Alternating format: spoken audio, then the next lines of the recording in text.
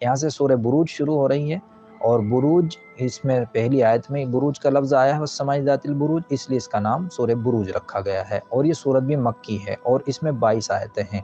دیکھیے، بسم اللہ الرحمن الرحیم، اللہ کے نام سے شروع کرتا ہوں جو بڑا مہربان نہایت رحم کرنے والا ہے۔ والسماء ذات البروج والیوم الموعود وشاہد ومشہود۔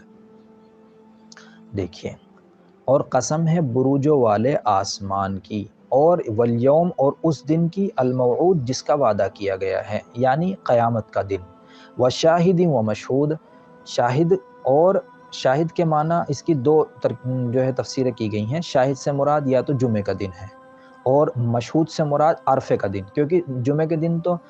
انسان جمعے کا دن آتا ہے اور عرفے کے دن لوگ جمع ہوتے ہیں حج کے دن، اس لیے۔ اور شاہد کے ایک معنی اس کے انسان کے بھی کیے ہیں، اور مشہود کے معنی قیامت، قیامت میں جمع ہو جائے گا۔ تو اب ترجمہ کریں گے وہ شاہد و مشہود، اور حاضر ہونے والے، اور اس کی کہ جس کے پاس لوگ حاضر ہوں گے، شاہد اور مشہود کی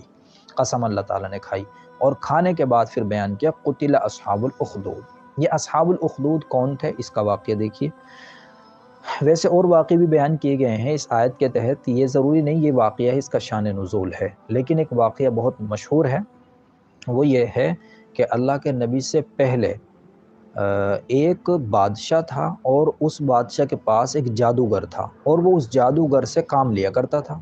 جادو کے زور سے وہ بتاتا تھا اسے باتیں، اور جادو کرتا تھا وہ، تو اس سے فائدہ اٹھاتا تھا وہ بادشاہ۔ اب جب وہ جادوگر بوڑھا ہونے لگا تو اس نے اس سے بادشاہ سے کہا کہ میں ایسا کرو، تم کسی لڑکے کو، سمجھدار ذہین لڑکا ہونا چاہیے، مجھے دو تاکہ میں اسے جادو سکھاؤں، اور پھر اس کے میرے مرنے کے بعد اس سے تم فائدہ اٹھاؤ۔ تو اب ایک سمجھدار لڑکے کو بادشاہ نے متعین کر دیا۔ اب وہ لڑکا جب اس سے جادو سیکھنے آتا تھا تو راستے میں ایک راہب پڑتا تھا، یعنی وہ حضرت عیسیٰ علیہ السلام کے دین پر تھا، مطلب ان کی شریعت کو مانتا تھا وہ، اس وقت وہی دین حق تھا، کیونکہ اللہ کے نبی تو نہیں آئے تھے، پہلے کا واقعہ ہے۔ تو وہ راہب کہتے تھے اس کو، تو وہ راہب تھا وہاں، وہ اس کے پاس بیٹھ جاتا تھا لڑکا، اس کی باتیں سنتا تھا، تو وہ اسے بات بتاتا تھا، ایمان کی، توحید کی باتیں بتاتا تھا، تو اسے بہت اچھی لگتی تھی۔ اب وہ پھر جادوگر کے پاس آتا تھا، ایسے ہوتا رہا۔ ایک دن ایسا ہوا کہ جب وہ راہب کے پاس سے جا رہا تھا، اور بیچ میں لوگوں کی بھیڑ تھی، اور پتہ چلا وہاں غالباً شیر، روایت میں شیر بھی آیا، شیر نے یا کسی اور جانور نے راستہ روک رکھا ہے، اور لوگ جو ہے ڈر رہے ہیں، بہت زیادہ دہشت میں ہیں۔ تو اس لڑکے نے ایک پتھر اٹھا کر اور یہ کہہ کر مارا کہ اگر راہب کی باتیں جادوگر سے زیادہ اچھی ہیں، صحیح ہیں، تو یہ اس پتھر سے مر جائے شیر۔ اور اس نے جب پتھر مارا تو وہ شیر مر گیا، اسے یقین ہو گیا راہب صحیح ہے۔ اب جب سارے لوگوں نے دیکھا کہ یہ تو ایک پتھر سے ہی مار دیا شیر کو اس نے، تو سارے لوگ اس کے معتقد ہو گئے، اس کے پاس آنے لگے۔ ایک اندھا اور نابینا اس کے پاس آیا، اس نے کہا مجھے بینائی لوٹا دو، تم کرو کچھ ایسا۔ اس نے دعا کی اللہ سے، اور یہی بات کہہ کے اس نے اللہ سے جب دعا کی تو اللہ تعالیٰ نے اس کی بینائی لوٹا دی، اور وہ دیکھنے والا ہو گیا۔ تو اب یہ بات مشہور ہو گئی۔ اب کیا ہوا، بادشاہ کو جب پتہ چلا تو بادشاہ نے اس راہب کو اور اس نابینا کو اور اس لڑکے کو، تینوں کو گرفتار کر کے بلا لیا۔ اب جب وہ آ گئے تو اب بادشاہ نے راہب اور اس نابینا کو تو سولی پہ چڑھا دیا، اور اس لڑکے کے بارے میں کہا کہ اسے پکڑ کے لے جاؤ اور اس کو اوپر سے گرا دو، پہاڑ پہ سے لے جا کر۔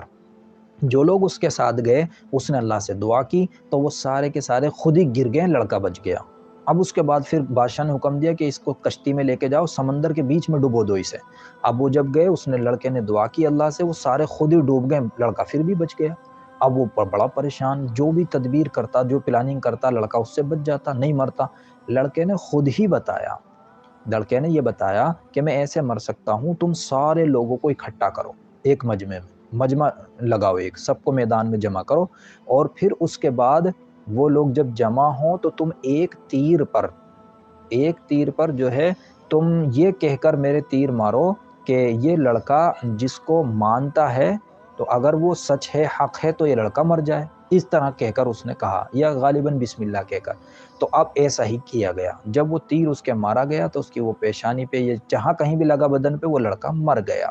اب وہ جب لڑکا مر گیا، اس نے پہلے ہی بتایا تھا، تو لوگ بہت سے ایمان لے آئے اس کی یہ بات، یہ دیکھ کر کہ لڑکا خود ہی بتایا تدبیر اس نے اور یہ مرا ہے، تو جو لڑکے کا دین ہے وہی ہمارا دین ہے، وہ ایمان لے آئے۔ اب وہ جو لوگ ایمان لے کر آئے تھے، بادشاہ نے ان کو سزا دینے کے لیے خندق کھدوائی، اور ان خندقوں میں ایندھن اکٹھا کر کے آگ بھڑکوائی اور انہیں زندہ جلا دیا۔ تو اس کا یہاں پر یہ ذکر ہے غالباً۔ دیکھیے، قتل اصحاب الاخدود، خدا کی مار ہو خندق والوں پر، یعنی خندق کھودنے والوں پر، جو انہوں نے خندق کھودی تھی، النار ذات الوقود، اس آگ والوں پر جو ایندھن والی تھی، ایندھن سے بھری پڑی تھی، وہ جو ایندھن سے بھری ہوئی آگ تھی، اس وہ جو آگ والے تھے ان پر خدا کی مار ہو۔ اذ ہم علیہا قعود، جبکہ وہ اس آگ کے پاس بیٹھے تھے، وہم علی ما یفعلون بالمؤمنین شہود، ما یفعلون بالمؤمنین، اس کا ترجمہ پہلے کریں گے، جو کچھ وہ ایمان والوں کے ساتھ کر رہے تھے، وہم علی شہود، وہ اس چیز پر اس چیز کا نظارہ بھی کر رہے تھے، خود دیکھ بھی رہے تھے وہ مسلمانوں کے ساتھ کیا کر رہے ہیں۔ وما نقموا منہم الا ان یؤمنوا باللہ العزیز الحمید، اور ان لوگوں نے ان مسلمانوں کو صرف اس بات کی سزا دی، اس کے علاوہ اور کسی بات کی نہیں، سوائے اس بات کے کہ وہ اللہ پر ایمان لے آئے جو زبردست ہے، لائق تعریف ہے۔ الذی لہ ملک السماوات والارض واللہ علی کل شیء شہید، جس کے قبضے قدرت میں آسمان و زمین کی سلطنت اور بادشاہی اور اختیار ہے، اور اللہ تعالی ہر چیز کو دیکھ رہا ہے۔ ان الذين فتنوا المؤمنين والمؤمنات ثم لم يتوبوا فلهم عذاب جہنم ولهم عذاب الحریق، یقیناً وہ لوگ کہ جو ایمان والے مرد اور ایمان والی عورتوں کو ظلم کا نشانہ بناتے ہیں، ان پر ظلم کرتے ہیں، جنہوں نے ظلم کیا ہے، ثم لم يتوبوا، پھر توبہ نہیں کی، فلهم عذاب جہنم، تو ان کے لیے جہنم کا عذاب ہے، ولهم عذاب الحریق، اور جلنے کی سزا، جلنے کا عذاب ہے۔ ان الذين آمنوا وعملوا الصالحات لهم جنات تجری من تحتها الانہار ذلك الفوز الکبیر،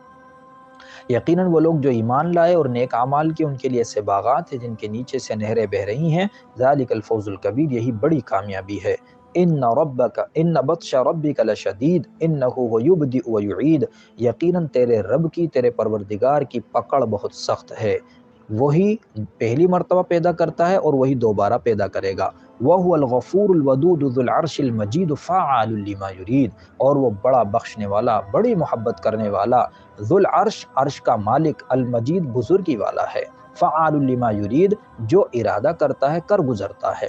هل اتاک حدیث الجنود فرعون وثمود بل الذین کفروا فی تکذیب، کیا آپ کے پاس لشکروں کا واقعہ پہنچا ہے، لشکروں کی خبر پہنچی ہے، فرعون و ثمود، فرعون اور ثمود کے لشکر کی، بل الذین کفروا، اس کے باوجود بھی، یعنی یہ ساری چیزیں یہ دیکھ رہے ہیں کفار و مشرکین موجودہ، اس کے باوجود بھی، بلکہ یہ لوگ جنہوں نے کفر کیا، فی تکذیب، جھٹلانے میں ہی لگے ہوئے ہیں ساری باتوں کو سننے کے باوجود بھی، واللہ من ورائہم محیط، اور حالانکہ اللہ تعالیٰ ان کو گھیرے میں لیے ہوئے، ان کا احاطہ کیے ہوئے، بل ہوا قرآن مجید، اور یہ جو قرآن کو جھٹلا رہے نا، یہ قرآن کو جھٹلانے کی چیز نہیں، بلکہ تو بزرگی والا قرآن ہے، یہ بڑی عظمت والا قرآن ہے، فی لوح محفوظ، یہ ایک لوح محفوظ میں درج ہے، یعنی اس سے لوح محفوظ ہی مراد ہے،